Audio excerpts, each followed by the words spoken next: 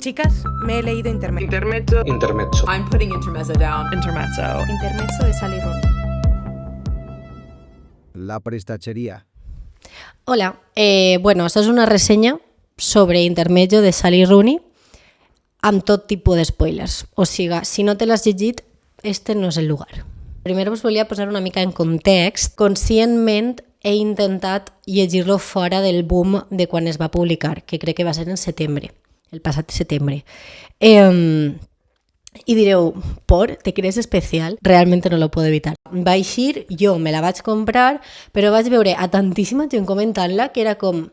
És que no vull que l'experiència d'esta novel·la siga llegir per saber si me posicione a favor o en contra d'una polèmica. Aleshores vaig dir, mira, vaig a deixar-la, vaig fer una mica l'estratègia de l'avestruz, és a dir, jo no vaig veure ni crítiques literàries ni vídeos, res, i vaig dir, quan siga el moment i quan jo consideri que és el meu moment, pues jo me la llegiré. O sigui, tot això per a contextualitzar. L'he llegit en anglès perquè sempre he llegit a Sally Rooney en anglès i crec que este dato és interessant per al que parlarem ara, que és... Les crítiques a la novel·la. La primera és les crítiques que he vist a Sally Rooney de gent molt decepcionada que venia de Normal People perquè diuen que és un llibre molt dens, molt difícil de llegir, un estil massa profund, massa complicat, etc. Òbviament, Normal People és una sèrie adolescent, és una història adolescent que té moltes capes i que trau moltes coses a debat i tal, i està molt guai, però és que crec que Sally Rooney no és una escriptora de bestsellers com qui l'ha descobert en Normal People. És una tia que és molt hermètica com a autora, la poca vida que se deia és que era una pedazo de crack en la universitat, crec que va ser com top 1 d'Europa en el club de debate, la primera vegada que va fer un manuscrit de novel·la se la van rifar les editorials, no només escriu novel·la, escriu poesia, escriu articles d'opinió, escriu assaig, és a dir,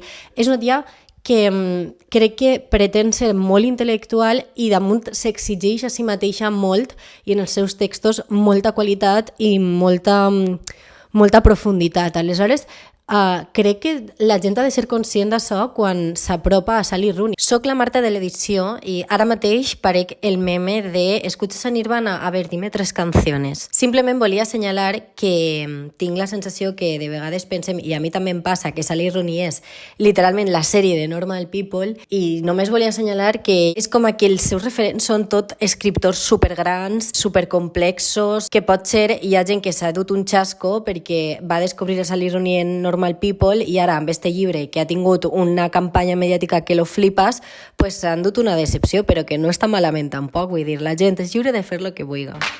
O sigui, és que a la tia li falta posar una bibliografia al final de la novel·la que està a punt, perquè notes te diu en esta pàgina he sacado esta referència de no sé dónde. És a dir, que sí, que és un llibre que té molta profunditat i té molt de coco detrás, saps? Sí que és de veres que el tema de l'estil jo no ho he notat tant, bàsicament perquè, com ho estava llegint en anglès, de nou soc jo, volia afegir el tema de l'idioma, es veu que ha tingut un pes molt més gran del que jo m'esperava, perquè he vist gent queixant-se de la traducció al castellà. Me ha parecido una traducción completamente horrible, hay una de ratas injustificables, sinceramente. Random House, no sé qué estás haciendo. Me han sacado mucho de la experiencia de lectura porque había frases que no sabía si tenían que estar ahí porque eran frases de Sally, si eran errores de traducción. Ha sido bastante decepcionante en ese aspecto. Los posits morados son las páginas con erratas y con errores de traducción, según yo misma. Hay muchos. Aquí faltan tildes, aquí traducciones literales que no tienen mucho sentido en espanyol. I després també Andrea Gómez en el seu podcast ho explica així. I ara aquí la meva opinió particular. A mi aquest exercici estilístic és el que m'ha tret de la novel·la, però no només tret. Hi havia moments que em llançava completament fora. Perdia el fil, no sabia qui parlava, ni què volia dir, ni què m'estava dient. Tinc el llibre ple de notes amb interrogants. Crec que va a gustos, per suposat, i també té a veure amb l'idioma. Per això crec que si el pots llegir en anglès, intenta-ho. Em sembla que en castellà, en la llengua castellana, carreguem més les frases, ens compliquem amb subordinades. I el català potser és més sec, es pot acostar més a aquesta frase curta i més inconexa de l'anglès. Doncs això, el llibre sortia el 26 de setembre a tot el món, i com podia ser que anés al mateix temps la versió original que les traduccions arreu del món? Doncs a costa de collar moltíssim els traductors que han de treballar a la velocitat de la llum. Vaja, que crec que la meva lectura en anglès, a banda que crec que ha tingut més sentit que haver-ho llegit en castellà, per exemple, també és que estic molt acostumada a llegir així en anglès. Vull dir, estic acostumada a que hi hagi paraules que no entenc el que signifiquen i ho trac pel context, i estic acostumada també a aquest tipus d'anglès fàcil i curt i abstracte. Aleshores, potser ha sigut això. Després, sí que és de veres que en l'entrevista que vos deia de The Daily, ella, li pregunten una mica si, o sea, com en comparació amb la resta dels seus llibres, no? Parlant d'intermezzo. Entonces, ella contesta això.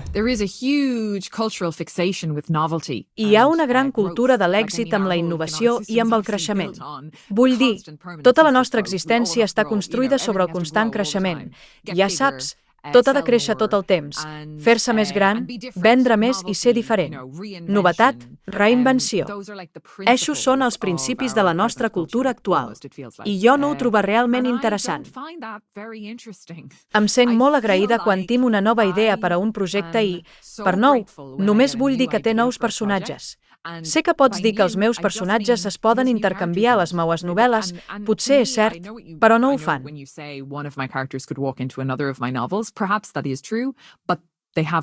És a dir, que bàsicament confirma el que sempre s'ha dit d'ella, que és una tia que escriu sobre persones, sobre els personatges, o sigui que la trama, que no passen tantes coses en la trama, però que sí que passen molt respecte al descobriment personal de cada personatge, etc. etc. Vale? Aleshores, venint d'ací, ella diu que no li agrada comparar entre les seues obres.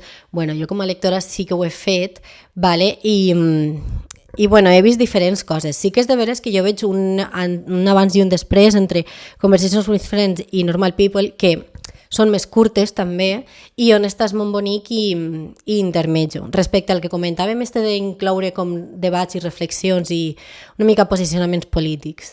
Però més enllà d'això, m'he fet un esquema sobre la trama i els personatges per a com una mica també comentar quins temes he vist que m'han interessat. La trama i els temes. La trama més principal i més novedosa d'esta novel·la és la qüestió de la masculinitat. Tenim el pare que acaba de morir per un càncer i els dos fills, Peter i Ivan, que són els protagonistes. Claro, a banda de que estan de dol, es tracta molt la relació que tenen amb el pare. I ja cap al final es veu com Peter, que per cert, ja per descobrir les meves cartes, a mi Peter és el personatge que més m'ha agradat.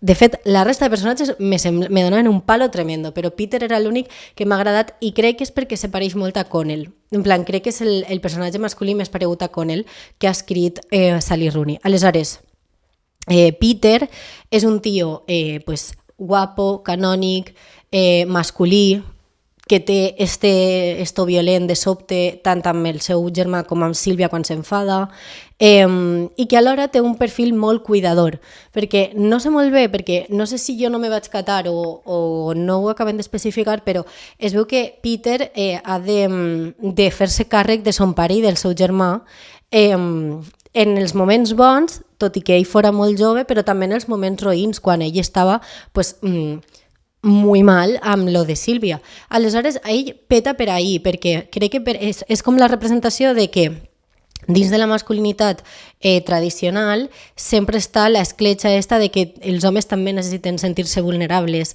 i també necessiten com tindre algú que els cuide, no? D'esta pressió de ser l'home de la casa i tal. Aleshores, crec que Peter és la representació d'això i Ivan és superinteressant perquè Ivan és més menut, per rols socials que no sé molt bé què ha passat ahir, de sobte és com una espècie d'inadaptat social amb l'escac i no sé què i no sé quantes, i entonces és un tio que te'l pinten com a que li costa molt relacionar-se amb les dones, mai ha tingut una relació, tal, i entonces, claro, Peter quan discuteix en ell, que xoquen molt precisament en opinions feministes, perquè crec que en el capítol 7 ho conta i després cap al final tinc diversos passatges marcats que, bueno, que tenen debats sobre, en plan, per exemple, el tema de les embarassades en el metro, que jo pensava, ¿qué le pasa a este chico? En plan, ¿qué problema tiene?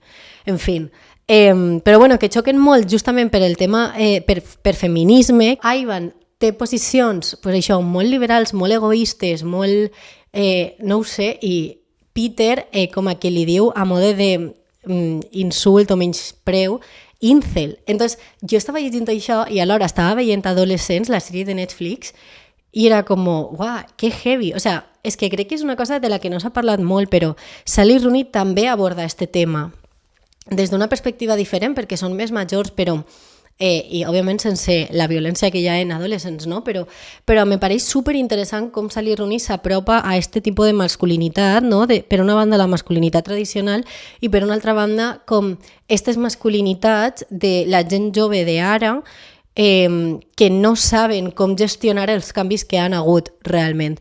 Entonces, em sembla superinteressant això. De fet, una cosa que se m'ha oblidat dir però que també estava pensant en el moment de gravar és que Ivan també representa aquesta masculinitat amb carències quan Peter li retreu que necessitava parlar amb algú o que algú estiguera amb ell quan ell estava mal i estava vulnerable, i per a Ivan tenia tan idealitzada la masculinitat de Peter que és fins i tot incòmode per a ell veure a Peter en una situació tan vulnerable. Aleshores, em sembla una reflexió sobre la masculinitat en totes les seues formes superinteressant. Després tenim com la creu de les relacions, és a dir, Ivan, que mai s'ha relacionat amb una dona, acaba amb una figura materna, per així dir-ho, que és Margaret, que és més major que ell, que l'entén, que és supercomprensiva amb ell, que tal i tal. Que bueno, i després Peter, pues, a banda de Sílvia, que és la nòvia de tota la vida, que veus, és que a mi Sílvia, o sea, me pareix molt interessant la línia que obre per a reflexionar sobre el dolor crònic, o sigui, em sembla superinteressant això, però és un personatge que no m'acaba de molar, o sigui, la veig molt interessant, no sé per què me la imagino rubia, no sé si ho he llegit així o què, però bueno, però és que no m'agrada gens com el rotllo este de... Perquè al final la única que té cura de Peter és Sílvia. Entonces, claro, Peter peta quan Sílvia pren una decisió per ell que no és la correcta, perquè al final esto de dejarlo tirado en plan, chao, yo me apaño con mi movida y tú ya mañana tienes que estar bien y haces tu vida, es una cosa que no, es que, o sea, me posava tan nerviosa, és que a mi és una cosa que m'enfada molt, que és quan la penya pren decisions per la resta sense tindre en compte que l'altra persona a lo millor està inclús pitjor per culpa d'aquesta decisió, me pone molt nerviosa. Aleshores, per una banda està lo de Sílvia i després està Naomi, no? Que té l'edat de Ivan, entonces és com mola el creu este que fa de dona major amb home jove, home major amb dona jove, que mola perquè, bueno, o sigui, es veu que vale, que te planteja el dilema este, no de, se pueden los dos, no sé què, no sé quantos, tal, però jo sí que veig diferències entre una relació i altra, no? Perquè la de Peter i Naomi està super travessada per la qüestió econòmica. O sigui, a mi Naomi no me cau bé tampoc, perquè no puc evitar veure-la com una garrapata, en plan, és que no sé com... o sigui, no ho sé, però crec que té algo a veure amb este mite que tenim molt interioritzat tots de pues, la tia que busca un hombre rico. Vale, demane perdó per això de garrapata, m'ha sonat fatal, ara escoltant-ho mentre editava, però al que em volia referir és que Sally Rooney crec que amb Naomi representa molt bé esta tipologia de dona que tenim tots inserida i incrustada en l'imaginari col·lectiu. Per exemple, mentre llegia Intermezzo també em vaig veure la tercera temporada de White Lotus i Chelsea i Chloe són dos personatges que representen una mica això, no? Dones que busquen homes rics per a viure una mica a la seva costa. I sí que és de veres que en The White Lotus fan que Chelsea ens caiga superbé i la veiem com no és pels diners de ric, és perquè l'estima de veres, és perquè tenen un vincle i no sé què, i Chloe és tot lo contrari d'alguna manera, és una tia amb uns valors una mica qüestionables, que té una connexió amb Gary però d'alguna manera explícita que ha buscat aquest tipus de vida.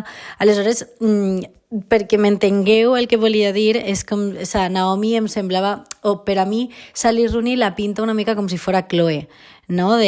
No sé, sí, d'alguna manera volia dir això. Per cert, afegiré molt ràpidament que parlant de White Lotus també hi ha una relació entre germans que busca representar estos diferents tipus de masculinitats, no? Està el major, que pràcticament és un criptobro, però que té esta masculinitat forta, que és canònic, és normatiu, treballa, té diners, etc. I després està el germà menut, que és més com una masculinitat subordinada, d'alguna manera, que em recorda molt a Ivan, sobretot la relació que té amb Margaret i les relacions sexuals que tenen i tot, que és així, és molt subordinat, és molt demandant en el sentit de buscant aprovació i tal. Però és que no aconseguís com llevar-me aquesta imatge, no? De, ostres, lo violent que em sembla que la tia després de deixar tirats els compis del pis, després de que els desnonen, que per cert, gran tema este del housing crisis, o sigui, el problema de la vivenda, després de deixar tirats els compis del pis, que ja no tornen a aparèixer en la novel·la, la Janine està, és com, ja no som amigas. La tia, tal, se clava en el Peter, vale, li demana pasta pa tot, ok, vale, però lo de anar-se'n a casa del pare, que acaba de morir, en plan, és que em sembla tan violent i quan Ivan se la troba allí, o sea, és que me pareix tan violent que és com, obviamente és culpa de Peter, però també és culpa d'ella, en plan, ¿por qué te metes ahí? O sea, entonces, no sé, a mi... I sí que hi ha com aquesta relació de poder, realment, entre un home major amb una vida estable i diners i ella, que vende fotos en internet, que esto es otro tema també. I després, Margaret i Ivan, jo no veig aquesta relació de poder. En plan, òbviament, la discussió que tenen Peter i Ivan, perquè Peter li diu que Margaret l'està manipulant, òbviament una persona major pues, té més experiència, o sea, té com... Sí, té més experiència en les relacions per a posar-ho tot, jo crec que més en perspectiva, i Margaret està constantment com fent-se la idea que Ivan algun dia desapareixerà. Entonces, ok, lo entiendo, però no hi ha una relació de poder tan heavy, o sigui, entonces, vull dir que, sí, eso, en plan, que me mola molt com ho posa al mateix nivell i encara així sí que hi ha... Bueno, jo sí que he vist diferències. Vaig estar comentant la novel·la amb una amiga, Rebe, i va ser molt curiós perquè crec que som dues persones que separeguem molt i pensem molt igual en moltes coses i justament amb la novel·la de Sally Rooney hem vist coses diferents i ens han agradat personatges diferents i crec que això també és com superinteressant i superguai.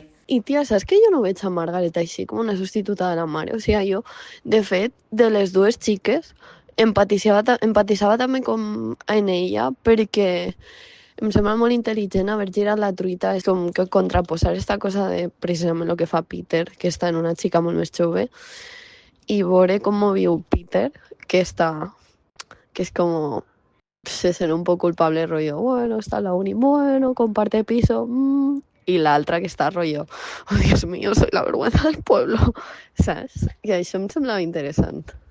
I després ja per últim he vist a molta gent també enfadada perquè sembla que Sally Rooney al final... Bueno, parlem del final. Del final.